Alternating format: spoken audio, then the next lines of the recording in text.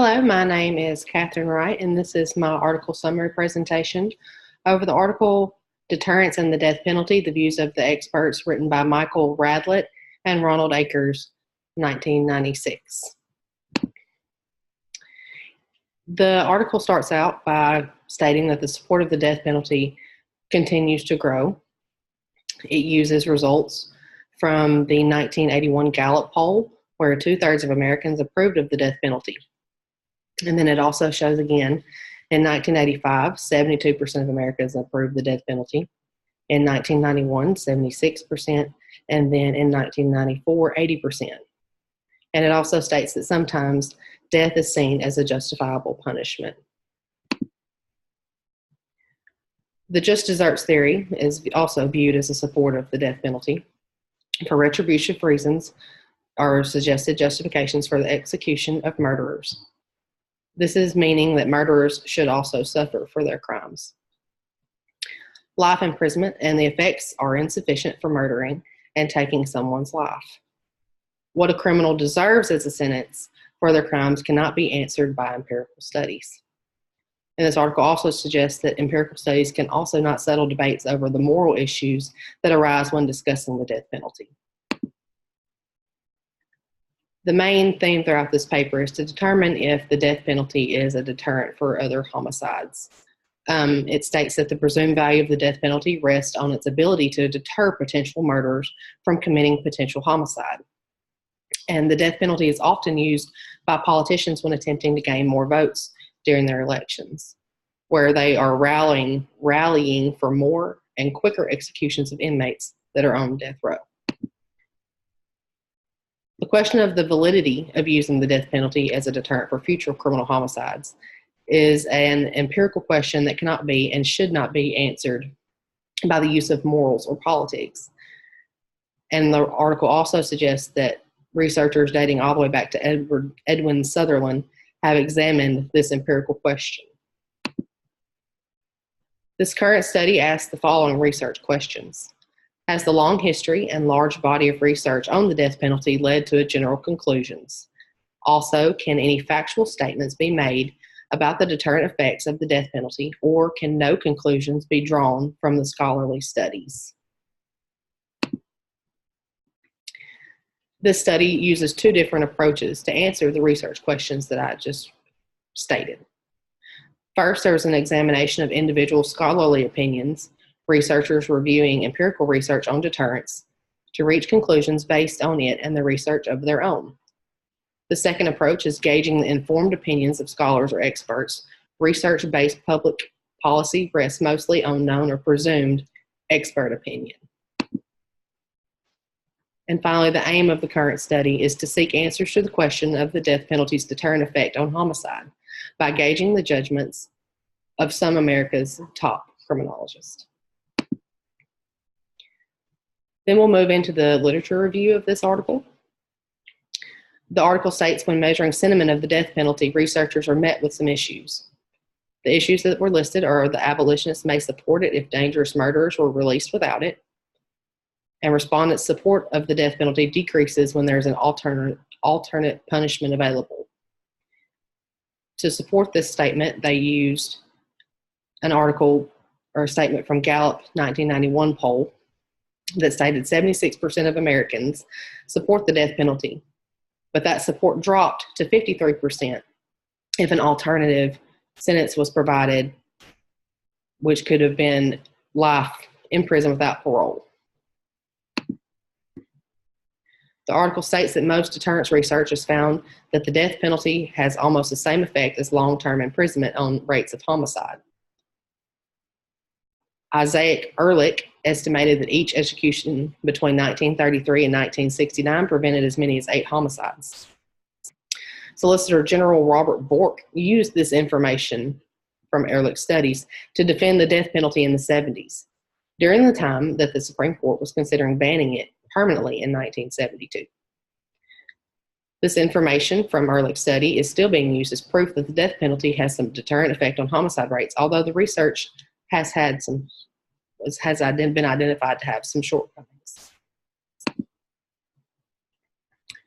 The The article also states that when the general public is asked if the death penalty is effective as a deterrent for homicide, the results vary. In the mid-1980s, in a Gallup poll, 60% of the population felt that it was an effective deterrent. However, in a 1986 Gallup poll, a question was asked: if new evidence proved that the death penalty does not act as a deterrent to murder, would they still support it? With this assumption, the support dropped from 70% back down to 51%. Ellsworth and Ross conducted a study with nearly 500 California respondents. Their findings included that 82% of proponents, but only 3.1% of death penalty opponents agreed with the statement.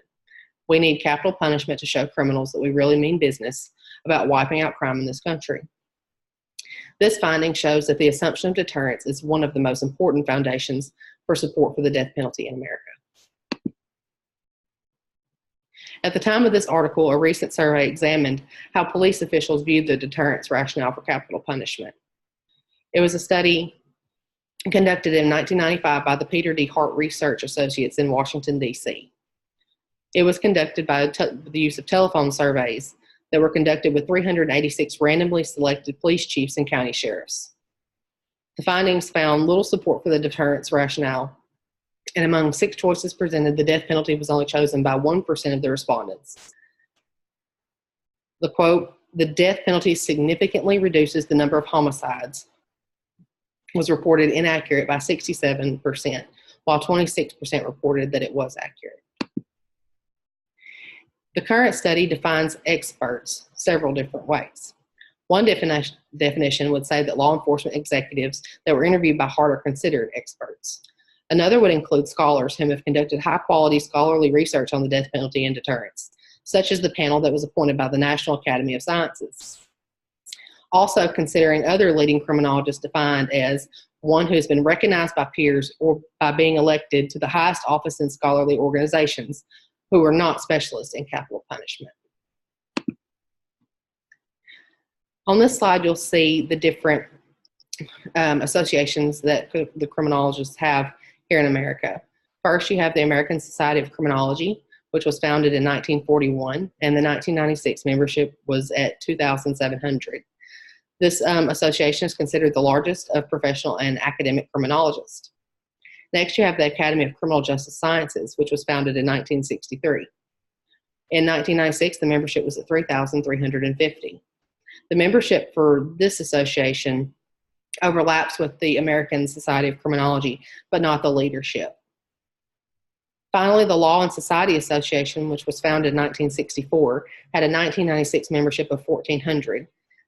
This association includes more law professors and legal scholars than either of the 2 previous associations mentioned. All 3 of these associations are interdisciplinary and publish amongst the most respected scholarly journals in criminology and criminal justice, including Criminology, Justice Quarterly, and Law and Society Review. The researchers in this current study began by obtaining the names and addresses of the, at the time, current and living former presidents of each of the 3 organizations. Out of the respondents, a total of 71 individuals were identified. 29 of the individuals were from the Academy of Criminal Justice Sciences, 27 from the American Society of Criminology, and 15 from the Law and Society Association. One person had served as the president of 2 of these associations, reducing the overall sample to 70. Questionnaire drafts were critiqued by 3 scholars that have actually conducted deterrence research. Numbered questionnaires were mailed to the respondents identified, and follow-ups were sent to the non-respondents. 67 individuals responded in total, 27 from ACJS, 26 from ASC, and 15 from LSA. The presidents were asked to answer the questions on the questionnaire on the basis of their knowledge of the literature and research in criminology. They were asked not to answer based on their personal opinions due to it being irrelevant for this current study. The questionnaire included 11 questions that were directly associated with deterrence issues, and all responses to the questions are reported in the results. The results were also grouped into 3 categories: general questions on deterrence, the question on reform, and support for the brutalization hypothesis. First off, we'll look at the general questions on deterrence. The question was asked, do you feel that the death penalty acts as a deterrent to the commitment of murder, or that it lowers the murder rate, or what? The criminologists are more than twice as likely as the general population to believe that the death penalty does not lower the murder rate. 41% of the population felt this in 1991. The last Gallup published revealed results comparable to 83.6% of the experts examined. The 64 presidents examined responded in such a way showing that 56 or 87.5% believe that the death penalty does not offer deterrent effects. This is an example from Table 1, which shows the results that we just talked about. Whenever they ask, do you feel that the death penalty acts as a deterrent to the commitment of murder, that it lowers the murder rate, or what? Abolishing the death penalty in a particular state would not have any significant effects on the murder rate in that state, was another question that was asked on this questionnaire. 86.5% of the criminologists and 46% of the general public say they are sure or think that this holds true, or that they agree with this statement. Substantially more members of the general public than criminologists say that they have no idea whether this statement is true or false. 32.6% versus 10.4%, which was expected. And again, here is this section of Table 1 from the results of this study that states abolishing the death penalty in a particular state would not have any significant effects on the murder rate in that state. The third question, over the years, states which have had the death penalty have had lower murder rates than neighboring states which do not have a death penalty. Nearly 80% of the criminologists felt that this statement would not be true. 37% of the general public felt the same. More criminologists than general public stated they had no idea whether or not this statement was true or false. 14.9% versus 6.6%. And again, here is the third question from Table 1 that we just discussed and the results that show what we just discussed. The results of the overall Table 1 indicate that 80% of the criminology experts believe that based on the literature and research that the death penalty does not, in fact, have significant deterrent effects. Criminologists are more likely than the general public to dismiss the deterrence argument. The article stated that there is widespread agreement between the criminologists and the police chiefs on the deterrent value of the death penalty. The criminologists are even less likely than the chiefs to see the deterrent value. Based on Table 2, all the criminologists and 85% of the police chiefs believe that it's potentially or totally or largely accurate to state politicians support the death penalty as a symbolic way to show that they are tough on crime. And here are the results from Table 2, which show right there at A, politicians support the death penalty as a symbolic way to show that they are tough on crime. And also the next questions are the debates about the death penalty distract Congress and state legislators from focusing on real solutions. You can see the selections that the presidents and police chiefs made. And also down at the bottom at C, the death penalty significantly reduces the number of homicides and how they felt about that question. Table 3 asked general questions about the deterrence, and they were asked in two different ways. The questions were developed by researchers, so they are incomparable to other opinion polls that are available. Overall, over the last 20 years, the threat or use of the death penalty in the United States has been stronger deterrent to homicide than the threat or use of long or life prison sentences. On this question, only 3 respondents agreed to this statement, which equaled 4.5%. None of the respondents strongly agreed, and 92.6% of the respondents either disagreed or strongly disagreed, with 96% of those having an opinion. And there are the results for that question. Also adding in overall, how would you evaluate the empirical support for the deterrent effects of the death penalty? Next, we'll move to the question of reform, which stated the lack of a deterrent effect stems from the fact that a small proportion of death row inmates are executed each year, or the wait on death row between condemnation and execution is too long. They suggested, or they asked that if increasing the frequency and clarity of the death penalty could produce more of a deterrent effect. The responding experts disagree with these statements. 80% disagree, or strongly agree. If the frequency of executions were to increase significantly, more homicides would be deterred than if the current frequency of executions remained relatively stable. Table 4 is going to show that nearly 3/4, or 73.2% of the experts disagreed or strongly disagreed that decreasing the time on death row would deter more homicides. Expert opinions were drawn from data from the 1930s, 40s, and 50s, when the frequency of executions was higher and the average time spent on death row was shorter than it is today. And here are the results from Table 4 for this study. It shows the respondents for the frequency of executions increasing significantly, and asking the question if more homicides would be deterred if the current frequency of executions remains stable. And then B, the average time on death row between sentence and execution is now between 8 and 10 years. If that period was reduced significantly, there's reason to expect the death penalty would deter more homicides than it does today. And the respondents overwhelmingly disagreed with that as well. Finally, the support for the brutalization hypothesis. The experts were asked how they felt about the brutalization hypothesis, which argues, this argument for the brutalization hypothesis suggests that the death penalty devalues human life and also sends the message that tells citizens that killing people under some circumstances is considered appropriate. The final table, Table 5, demonstrates that this hypothesis does not have widespread support among experts. Overall, the presence of the death penalty tends to increase the state's murder rate rather than decrease it. 67.1% of the respondents either disagree or strongly disagree with this statement that was just made. And again, here is Table 5 from this article, which shows that the respondents highly disagreed with it.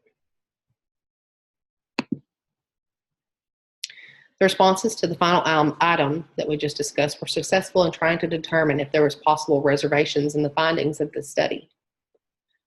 There were 2 questions that the researchers were trying to determine if were answered properly. The ones that they were trying to determine was, is there anti-capital punishment bias among the respondents? And were the responses made based on an understanding of the research, or are respondents merely liberal academics who object to the death penalty on moral grounds and will report their opinions that may undermine it, even if the empirical evidence showed otherwise? The responses to the question of brutalization indicate that that is not true. It's actually negative. It also appears that respondents responded to the question as the researchers had asked by using their appraisal of existing research. The brutalization hypothesis has not been well tested, and the research that supports this is more suggestive rather than being definitive. In conclusion, the results of this study show that there is a consensus among the top criminologists in America that the scholarly research has demonstrated that the death penalty does and can do little to reduce the rates of criminal violence. However, there is some evidence in the then recent ASC task force panel reports to the Attorney General that politicians and policymakers may actually pay attention to expert opinion on some issues.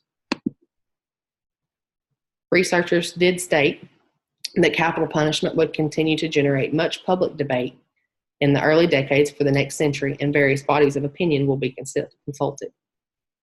Results from the study also show that when asking the question of whether or not the death penalty can reduce criminal violence, at least for the presidents of the criminology major scholarly societies, this can be considered a settled issue.